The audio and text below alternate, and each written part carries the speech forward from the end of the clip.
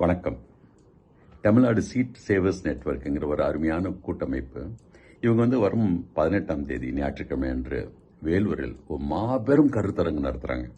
இந்த கருத்தரங்கு வெறும் மரபுக்கு சார்ந்த காய்கறிகள் மட்டும் இல்லை, கிழங்கு திருவிழாவையும் சேர்த்து பண்ணும்போது அருமையான உங்களுக்கு ஒரு அருமையான வாய்ப்பு ஒன்று கொடுக்குறாங்க. அந்த வாய்ப்பில் பலவிதமான விதைகள், மரபு சார்ந்த பழக்கங்கள், மரபு சார்ந்த சில கலைகள், மரபு சார்ந்த கருத்துக்கள் இதெல்லாம் பரிமாறுறதுக்கு பல பேர் வருகிறோம்.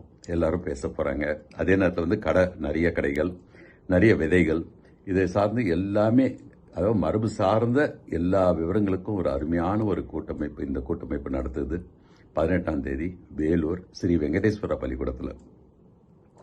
அங்கே அன்று திரு பாமையன் அவர்கள், திரு கோவை பாலா அவர்கள், திரு நிமல் ராகவன் அவர்கள் அவர்களோடு கலந்து நானும் உரையாட வருகிறேன்.